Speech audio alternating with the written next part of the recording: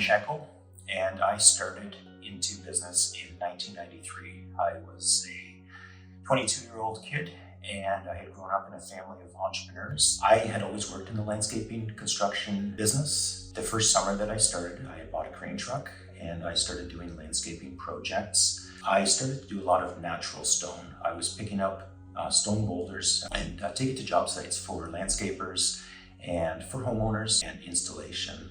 Almost great from the very start of business.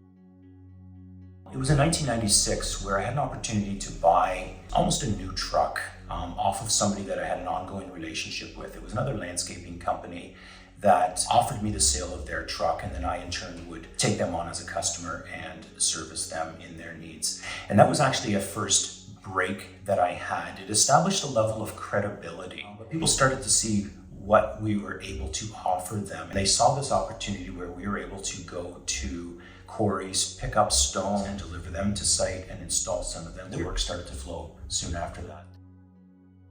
And a couple of years later, I ended up buying a second truck. It was actually a tractor trailer. And then we would go to quarries and supply material to certain landscaping projects. Again, it was typically armor stone. There was some flagstone that was going on. And that continued on until, I'm going to say it was about 1999, that I started to see that instead of just simply sourcing and providing materials, that there was also an opportunity for starting up a yard. About 2000, we were working off of another property where we were tenants, and I started to see the potential and the growth for the company growing and started looking around for property at which we could have a permanent presence. So in 2004, the opportunity came up for me to buy this property. It was a piece of raw land. It was undeveloped, and we had to do a lot of site work. And we did that site work probably in bits and pieces over the next 10 years. We started off by clearing an area on the property. A year later, we actually put up a fabric structure, and that was kind of our first building.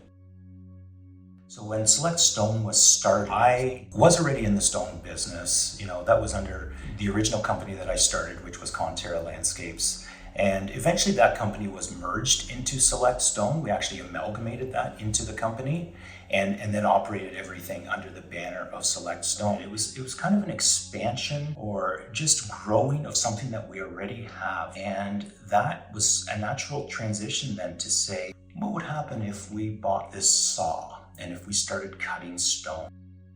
When we were going to all of these various quarries in Ontario sourcing material, we saw that a lot of them were fabricating and processing stone. Then what happened was we had an opportunity to purchase an old used guillotine from one of the quarries up north. That was our first piece of processing machinery. It was a very, very old machine, but it was a start. It got us going into splitting stone. In that same year, we also bought our first bridge saw. It was another step in that direction of processing and fabricating stone. It was a very basic bridge saw, but we saw the opportunity with it.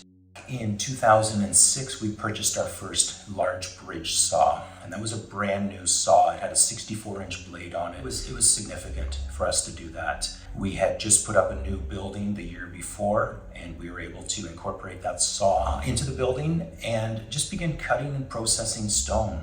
And our first cutting of stone was the most basic type of straight line cutting that we could possibly do. But it was neat. It was an opportunity to use some of that machinery, some of that equipment, and that was kind of where we started to actually grow Select Stone as a fabricating business.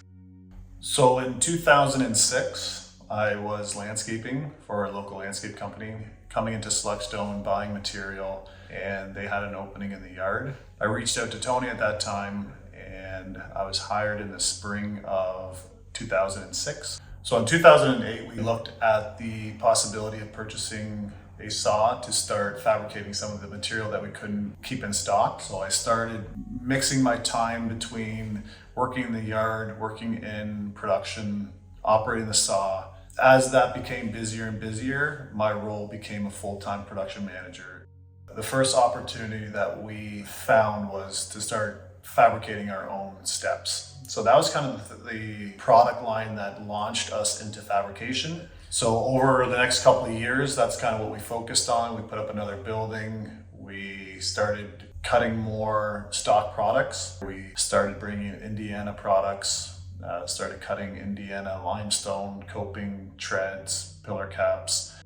I'd been around for almost 10, 12 years, and I was then asked to take on a more senior role. So I was asked to fill a role of general manager. As the business continued to grow, there was always the desire to continue to grow the fabrication side.